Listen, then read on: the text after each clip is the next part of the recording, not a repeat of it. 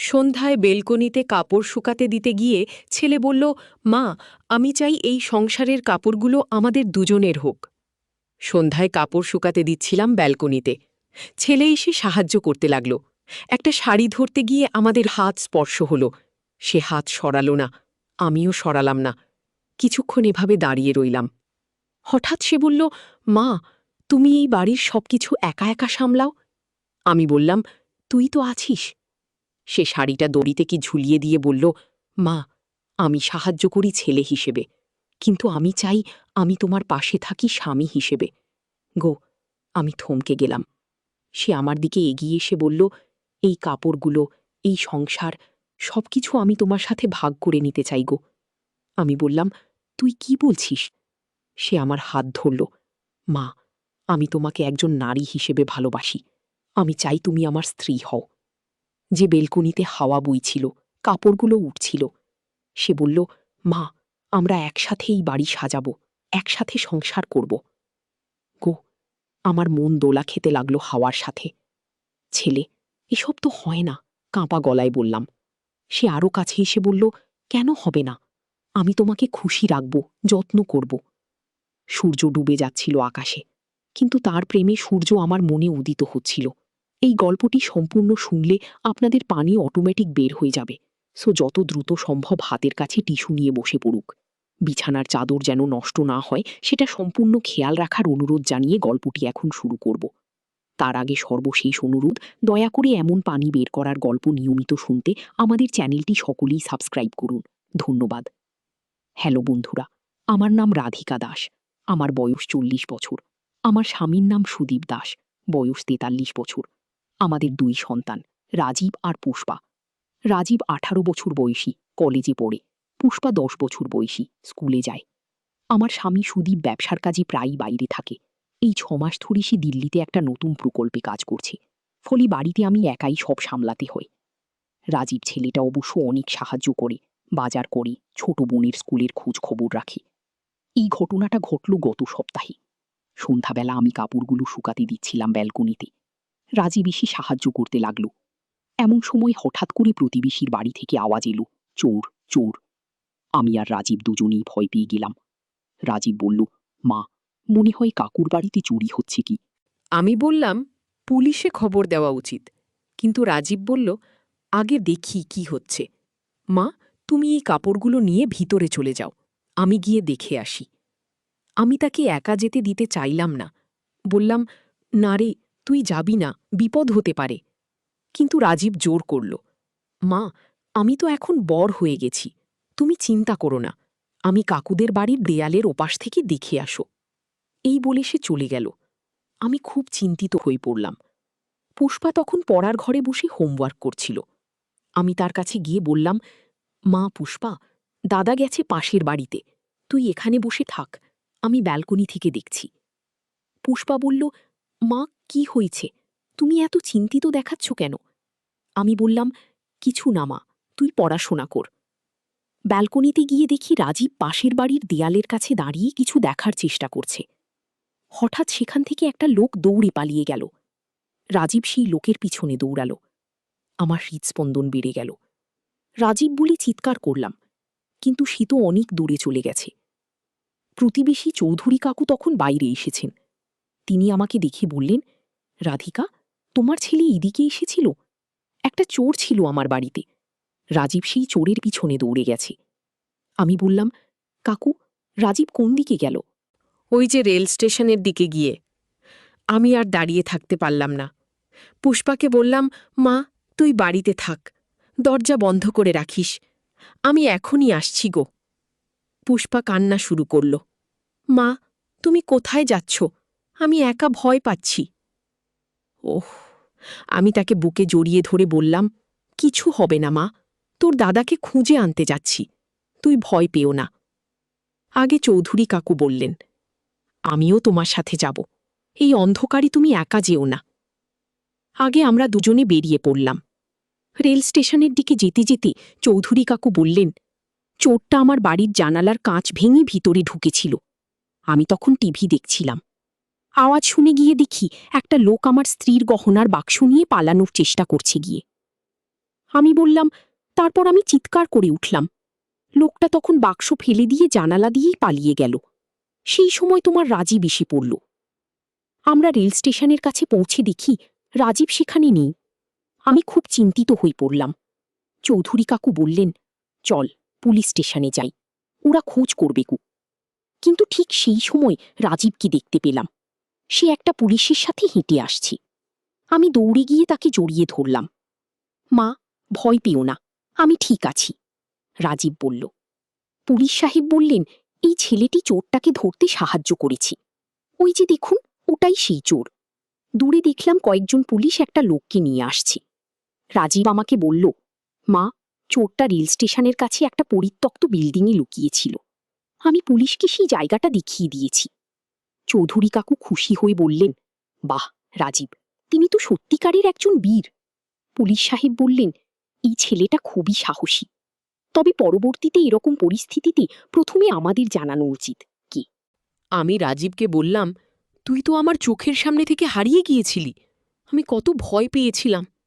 রাজীব বলল, মা, আমি জানতাম তুমি চিন্তিত হবে, কিন্তু চোর তাকে পালিয়ে যেতে দিতে পারতাম না।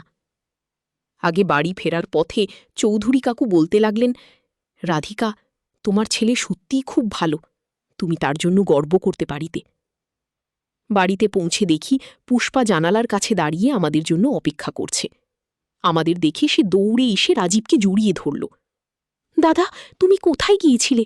আমি কত ভয় পেয়েছি। রাজীব তার মাথায় হাত বুলিয়ে বলল, কিছু হয়নি পুষ্পা, এখন আমি এসে গেছি গো। সেদিন রাতে খাবার সময় রাজীব বলল, মা, আমি ভাবছিলাম বাবা এত দূরে থাকে, তুমি একা সব সামলাতে হয়, আমি তোমার আরও বেশি সাহায্য করব। আমি বললাম, তুই তো ইতিমধ্যেই অনেক সাহায্য করিস গো। না মা, আমি বলতে চাইছি, এই সংসারের সব দায়িত্ব আমি তোমার সাথে ভাগ করে নেব, তুমি আর একা নও। এই কথা শুনে আমার মনে একটু আশ্চর্য লাগল। ছেলেটা এত বড় হয়ে গেছে, সত্যিই সে এখন একটা পরিবারের দায়িত্ব নিতে পারে। পুষ্পা বলল, দাদা, তুমি তো আজকে একটা চোর ধরেছ, আমার দাদা একটা হিরো। রাজীব হেসে বলল, হিরো না পুষ্পা, আমি শুধু যেটা ঠিক মনে করেছি সেটাই করেছি কি। রাতে শোয়ার আগে রাজীব আমার কাছে এসে বলল, মা, আজকের ঘটনা থেকে আমি বুঝলাম যে এই বাড়ির, এই পরিবারের নিরাপত্তার দায়িত্ব এখন আমারও। বাবা না থাকলে আমিই তো এই বাড়ির পুরুষ। আমি তার কপালে চুমু দিয়ে বললাম, হ্যাঁ রে, তুই এখন বড় হয়ে গেছিস। পরদিন সকালে উঠে দেখি রাজীব ইতিমধ্যে উঠে পড়েছে। সে রান্নাঘরে গিয়ে চা করছে। মা, তুমি আর ঘুমাও, আমি চা বানিয়ে দিচ্ছি গো। আমি বললাম, না রে, আমি উঠে পড়েছি, তুই কলেজের জন্য তৈরি হো। গুমা, আজকে আমার ক্লাস নেই, ছুটির দিন। খুব সেই দিনটা রাজীব পুরো সময় বাড়িতে কাটালো। সকালে বাজার করল, দুপুরে পুষ্পার সাথে খেলল, বিকেলে তার পড়াশোনায় সাহায্য করল। সন্ধ্যায় আবার আমরা ব্যালকনিতে কাপড় শুকাতে গেলাম। রাজীব আমাকে সাহায্য করতে লাগল। একটা শাড়ি ধরতে গিয়ে আমাদের হাত স্পর্শ হলো। হঠাৎ রাজীব বলল, মা, কাল রাতে আমার একটা স্বপ্ন হয়েছিল। কি স্বপ্ন? স্বপ্নে দেখলাম আমি একটা বড় বাড়িতে থাকি, সেই বাড়িতে তুমি আছো, পুষ্পা আছে, আর আছে আমার একটা স্ত্রী গো। আমি হেসে বললাম, বিয়ের কথা ভাবতে শুরু করেছিস নাকি? রাজীব একটু লজ্জা পেয়ে বলল, হ্যাঁ মা, আমি ভাবি যে আমি বিয়ে করার পর আমার স্ত্রী এই বাড়িতে এসে আমাদের সাথে থাকবে, তখন তুমি আর একা থাকবে না। আগে এই কথা শুনে আমার মন খারাপ হয়ে গেল। আমি ভাবলাম, ছেলে একদিন বিয়ে করে অন্য বাড়িতে চলে যাবে, তখন আমি সত্যিই একা হয়ে যাব। রাজীব আমার মুখের অভিব্যক্তি দেখে বলল, মা, তুমি কি ভাবছ? আমি বললাম, কিছু না রে, তোর বিয়ের কথা শুনে একটু অন্যরকম লাগলো গো। কেন মা, তুমি তো খুশি হওয়ার কথা, তোর একটা পুত্রবধূ আসবে। উম, হ্যাঁ রে, সেটাই। উম, কিন্তু রাজীব বলল, মা, তুমি কিন্তু ভুল ভাবছ, আমি বিয়ে করার পর এই বাড়ি ছেড়ে যাব না, আমার স্ত্রী এই বাড়িতে এসে থাকবে, আমরা সবাই একসাথে থাকব। এই কথা শুনে আমার মনটা একটু হালকা হলো। কিন্তু মা, এখনো অনেক সময় আছে, আমি এখন শুধু তোমার যত্ন নিতে চাই। উম, সেই রাতে খাওয়ার পর আমরা সবাই টিভি দেখছিলাম। একটা পারিবারিক সিরিয়াল চলছিল। সেখানে একটা মা আর তার ছেলের মধ্যে খুব ভালো বন্ধুত্ব দেখাচ্ছিল। পুষ্পা বলল, দেখ দাদা, এই মা ছেলে কত ভালো বন্ধু। রাজীব বলল, হ্যাঁ, আমি আর মাও তো এরকমই, তাই না মা? আমি বললাম, হ্যাঁ রে। টিভিতে দেখাচ্ছিল যে সেই ছেলেটি তার মায়ের জন্য খুব যত্নশীল। সে তার মায়ের সব কাজে সাহায্য করে, তার সাথে সব সময় কাটায়। রাজীব বলল, মা, আমি চাই আমরাও এরকম। আমি তোমার সব কাজে সাহায্য করব। পুষ্পা হাসতে হাসতে বলল, দাদা, তুমি তো এমনিতেই মায়ের অনেক সাহায্য করো গো, কিন্তু আমি আরো বেশি করতে পারি গো। সেই রাতে ঘুমানোর আগে আমি রাজীবকে বললাম, তুই এত বেশি আমার জন্য চিন্তা কর কেন? রাজীব বলল, মা, তুমি তো আমাদের জন্য সব কিছু করো। বাবা নেই, তুমি একা সব সামলাও। আমি তোমার কষ্ট দেখতে পারি না গো। আমি তার মাথায় হাত রেখে বললাম, তুই খুব ভালো ছেলে রে গো। মা, আমার একটা প্রশ্ন আছে গো। বল, তুমি কি কখনো একা একা কান্না করো? এই প্রশ্ন শুনে আমি চমকে উঠলাম। আসলে সত্যি, কখনো কখনো যখন খুব কষ্ট হয় আমি একা একা কান্না করি। কেন এমন প্রশ্ন করছিস? কারণ কয়েকবার রাতে আমি তোমার কান্নার আওয়াজ শুনেছি গিয়ে। আমি বললাম, না রে, তুই ভুল শুনেছিস গো। কিন্তু রাজীব বলল, মা, তুমি যদি কখনো কান্না পাও তাহলে আমার কাছে এসো, আমি তোমার সাথে থাকব। এই কথা শুনে আমার চোখ ভিজে এলো। আমি ভাবলাম, ছেলেটা সত্যিই কত বুদ্ধিমান আর ভালোবাসার। পরের কয়েকটা দিন রাজীব আমার খুব কাছে থাকতে লাগল। সকালে উঠেই সে আমার খোঁজ নিত, রাতে ঘুমানোর আগে আমার সাথে কথা বলতো। একদিন সন্ধ্যায় আমি রান্নাঘরে রান্না করছিলাম। রাজীব এসে আমার পাশে দাঁড়াল। মা, আমি তোমাকে সাহায্য করব? তুই পারবি? হ্যাঁ, আমি শিখতে চাই। আমারও তো রান্না জানা উচিত। সে সত্যি খুব খুব মনোযোগ দিয়ে রান্না শিখতে লাগল। আমি তাকে সবকিছু শেখাতে লাগলাম। মা, আমি চাই আমি এই বাড়ির সব কাজ জানি। তাহলে তুমি অসুস্থ হলে বা কোনো সমস্যা হলে আমি সব সামলাতে পারব গো। আমি খুশি হয়ে বললাম, তুই সত্যিই একটা ভালো ছেলে গো। এভাবে কয়েক সপ্তাহ কেটে গেল। রাজীব ইতিমধ্যে অনেক কাজ শিখে গেছে। সে রান্না করতে পারে, কাপড় কাচতে পারে, ঘর পরিষ্কার করতে পারে। একদিন আমার একটু জ্বর এলো। রাজীব সারা দিন আমার সেবা করল। সে আমার জন্য খাবার বানালো, ওষুধ দিল, আমার পাশে বসে থাকল। পুষ্পা স্কুল থেকে এসে বলল, দাদা, তুমি তো একেবারে একজন নার্সের মতো মায়ের সেবা করছো। রাজীব হেসে বলল, মা অসুস্থ থাকলে আমি কি করে চুপচাপ থাকতে পারি? সেদিন রাতে আমার জ্বর আরও বেড়ে গেল। রাজীব সারা রাত আমার পাশে জেগে থাকল। বারবার আমার কপালে হাত দিয়ে দেখছিল। মা, তোমার খুব জ্বর, ডাক্তার ডাকবো? আমি বললাম, না রে, সকাল পর্যন্ত অপেক্ষা করি, তুই ঘুমিয়ে পড় গো। কিন্তু রাজীব বলল, আমি তোমার পাশেই থাকব, তুমি ঘুমাও। সারা রাত সে আমার পাশে চেয়ারে বসে থাকল। কখনো আমার কপালে ভিজা কাপড় রাখছিল, কখনো পানি খাওয়াচ্ছিল। সকালে উঠে দেখি আমার জ্বর অনেকটা কমে গেছে। রাজীব তখনও জেগে আছে। তুই সারা রাত ঘুমাসনি? মা, তুমি অসুস্থ, আমি কি করে ঘুমাতে পারি? আমার চোখ ভিজে এলো। এমন একটা ছেলে পেয়েছি যে আমার জন্য রাতে ঘুমায় না। দুপুরের দিকে আমি অনেক ভালো হয়ে গেলাম। রাজীব তখন একটু ঘুমিয়ে নিল। পুষ্পা আমার কাছে এসে বলল, মা, দাদা তোমার জন্য সারা রাত জেগেছিল, সে তোমাকে কত ভালোবাসে। আমি বললাম, হ্যাঁ মা, তোর দাদা খুব ভালো। ও সন্ধ্যায় রাজীব উঠে আমার কাছে এলো। মা, তুমি কেমন লাগছে এখন? অনেক ভালো। তোর যত্নে আমি সুস্থ হয়ে গেছি গো। রাজীব বলল, মা, আমি একটা কথা বলবো? বল। আমি ভাবছিলাম, আমি যদি এই বাড়িতেই থেকে যাই, মানে বিয়ে করার পরও। আমি অবাক হয়ে বললাম, কেন রে? কারণ তুমি একা থাকবে। বাবা তো বেশিরভাগ সময় বাইরে থাকে। পুষ্পাও একদিন বিয়ে করে চলে যাবে। তখন তুমি একেবারে একা হয়ে যাবে গো।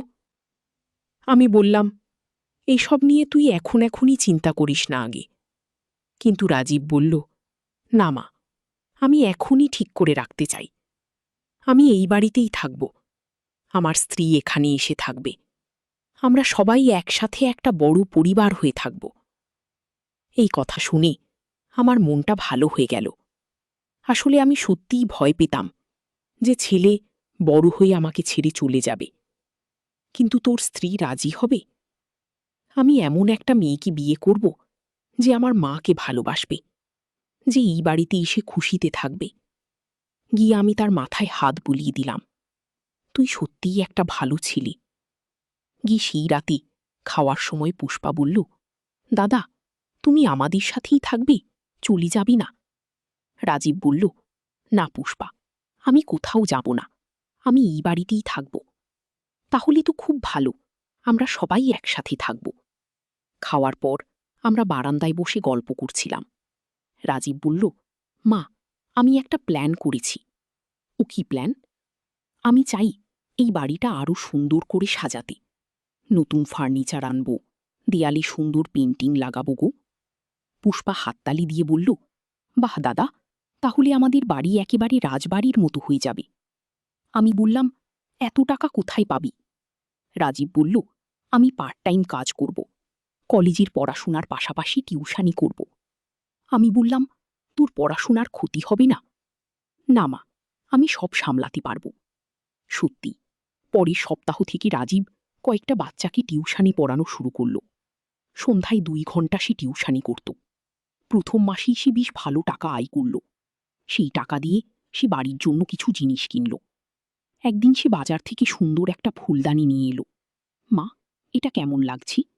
আমি বললাম, খুব সুন্দর, কিন্তু এত দামি জিনিস কেনার কি দরকার? মা, আমি চাই আমাদের বাড়ি সুন্দর হোক। যখন কেউ আসবে তখন যেন বলে, বাহ, কি সুন্দর বাড়ি। পুষ্পা বলল, দাদা ঠিকই বলেছে, আমাদের বাড়ি এখন আগের চেয়ে অনেক সুন্দর লাগছে। গিয়েও সত্যি, রাজীব একটু একটু করে বাড়িটা খুব সুন্দর করে সাজাচ্ছিল। এক সন্ধ্যায় আমরা বারান্দায় বসে আছি। হঠাৎ রাজীব বলল, মা, আমার কলেজে একটা মেয়ে আছে। কি? আমি চমকে উঠলাম। মানে মানে সে আমার সাথে ভালো ব্যবহার করে, আমিও তাকে পছন্দ করি গিয়েও। পুষ্পা হেসে বলল, দাদার গার্লফ্রেন্ড। রাজীব লজ্জা পেয়ে বলল, চুপ কর পুষ্পা গিউ। আমি বললাম, তার নাম কি? প্রিয়াঙ্কা। সে আমার সাথেই পড়ে গিউ। কেমন মেয়ে? খুব ভালো। সে খুব পড়াশোনা করে আর পরিবারকে খুব ভালোবাসে গিউ। আমি বললাম, তুই তার বাবা মায়ের সাথে পরিচয় করিয়েছিস? এখনও না, কিন্তু আমি চাই তুমি তার সাথে দেখা করো গিউ। এই কথা শুনে আমার মনে একটু খারাপ লাগল। আমি ভাবলাম, এখনই তো ছেলের মনে অন্য মেয়ের জায়গা হয়ে গেল। রাজীব আমার মুখের অভিদ্যপ্তি দেখে বলল, মা, তুমি চিন্তিত হচ্ছ কেন? আমি তো বলেছি আমি এই বাড়িতেই থাকব। আমি বললাম, না রে, আমি চিন্তিত নই গো। মা, প্রিয়াঙ্কা খুব ভালো মেয়ে, সে তোমাকে খুব ভালোবাসবে গো। পুষ্পা বলল, দাদা, তুমি তাকে আমাদের বাড়িতে নিয়ে আসবে? হ্যাঁ, একদিন নিয়ে আসবো। সেই রাতে আমার ঘুম আসছিল না। আমি ভাবছিলাম রাজীবের বিয়ের কথা। সত্যিই একদিন সে বিয়ে করবে, তখন তার স্ত্রী এই বাড়িতে আসবে। পরদিন সকালে রাজীব আমার কাছে এসে বলল, মা, তুমি কি রাতে ঘুমাতে পারোনি? কেন এমন মনে হচ্ছে? তোমার চোখ লাল হয়ে আছে কি? আমি বললাম, কিছু না, একটু মাথা ব্যথা ছিল। রাজীব বলল, মা, তুমি প্রিয়াঙ্কার কথা নিয়ে চিন্তিত হচ্ছ? আমি বললাম, না রে। কিন্তু রাজীব বলল, মা, আমি জানি তুমি চিন্তিত, কিন্তু তুমি জানো তো আমি তোমাকে কত ভালোবাসি।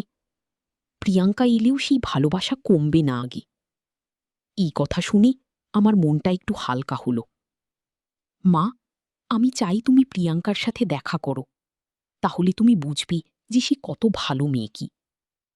আমি বললাম, ঠিক আছে, তুই ওকে একদিন বাড়িতে নিয়ে আয়। সেই সপ্তাহের শুক্রবার রাজীব প্রিয়াঙ্কাকে বাড়িতে নিয়ে এলো। মেয়েটা সত্যিই খুব সুন্দর আর ভদ্র। সে আমাকে দেখে প্রণাম করল, বলল, আন্টি, আমি প্রিয়াঙ্কা। আমি তাকে বসতে দিলাম, চা নাস্তা দিলাম। পুষ্পা তার সাথে খুব ভাব করে ফেলল। সে বলল, দিদি, তুমি খুব সুন্দর। প্রিয়াঙ্কা হেসে বলল, তুমিও খুব সুন্দর পুষ্পাগু। আমি প্রিয়াঙ্কাকে কিছু প্রশ্ন করলাম, তার পড়াশোনার কথা, পরিবারের কথা জানতে চাইলাম। সে খুব ভালো করে সব উত্তর দিল। আমি বুঝতে পারলাম যে মেয়েটা সত্যিই ভালো। প্রিয়াঙ্কা চলে যাওয়ার পর রাজীব আমাকে জিজ্ঞেস করল, মা, কেমন লাগলো প্রিয়াঙ্কাকে? আমি বললাম, ভালো মেয়ে, তোর পছন্দ ভালো। রাজীব খুশি হয়ে বলল, তাহলে তুমি আমাদের বিয়েতে রাজি? আমি বললাম, তুমি যখন বর হয়ে যাবে তখন দেখা যাবে গো। সেই রাত থেকে রাজীব আরও বেশি করে আমার যত্ন নিতে লাগলো। মনে হচ্ছিল যেন সে প্রমাণ করতে চায় যে প্রিয়াঙ্কা এলেও আমার জন্য তার ভালোবাসা কমবে না। একদিন সন্ধ্যায় আমরা আবার ব্যালকনিতে কাপড় শুকাতে গেলাম। রাজীব আমাকে সাহায্য করতে লাগলো। মা, আমি তোমাকে একটা কথা বলবো। বল। প্রিয়াঙ্কা বলেছে যে সে তোমাকে খুব পছন্দ করেছে। সে বলেছে যে তুমি তার মায়ের মতো। আমি বললাম, সে ভালো মেয়ে কি। মা, সে আরও বলেছে যে বিয়ের পর সে তোমার সব কাজে সাহায্য করবে, তোমাকে কখনো একা রাখবে না আগি। এই কথা শুনে আমার মনটা ভালো হয়ে গেল। রাজীব বলল, মা, আমরা একসাথে এই বাড়ি সাজাবো। তুমি, আমি, প্রিয়াঙ্কা আর পুষ্পা, আমাদের একটা সুখের পরিবার হবে।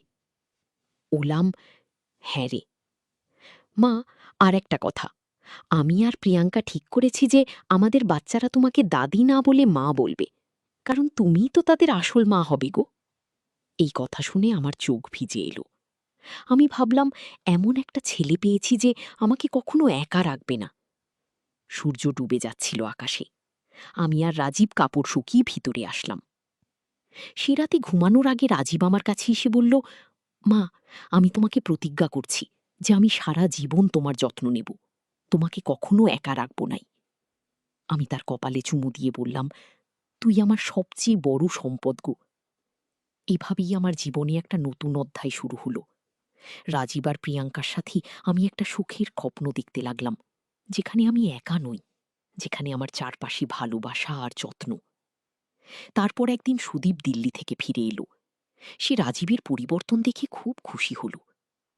রাজীব, তুই তো অনেক বুদ্ধিমান হয়ে গেছিস, মায়ের এত যত্ন নিচ্ছিস। রাজীব বলল, বাবা, মা আমাদের সবার জন্য কত কষ্ট করে, আমি তার সেই কষ্ট কমাতে চাই। হোক। সুদীপ আমাকে বলল, রাধিকা, আমাদের ছেলে সত্যিই বড় হয়ে গেছে গো। আমি বললাম, হ্যাঁ, সে এখন একজন দায়িত্বশীল মানুষ গো। সুদীপ রাজীবের প্রিয়াঙ্কার কথা শুনে খুব খুশি হল। সে বলল, মেয়েটাকে আমিও দেখব গো। পরের সপ্তাহে প্রিয়াঙ্কা আবার এলো। এবার তার বাবা মাও এসেছিল। আমরা সবাই মিলে তাদের সাথে দেখা করলাম। প্রিয়াঙ্কার বাবা মা খুব ভালো মানুষ। তারাও চাই যে প্রিয়াঙ্কা আমাদের বাড়িতে এসে থাকুক। প্রিয়াঙ্কার মা আমাকে বলল, আপনার ছেলে খুব ভালো, প্রিয়াঙ্কা তার কথা সব সময় বলে গো।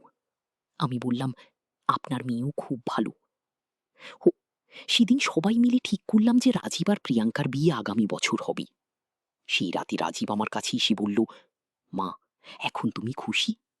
আমি বললাম, হ্যাঁ রে, খুব খুশি গো। মা, আমি জানি তুমি প্রথমে একটু চিন্তিত ছিলে, কিন্তু এখন তুমি দেখছো যে আমার বিয়ে হলেও আমি তোমার থেকে দূরে যাব না।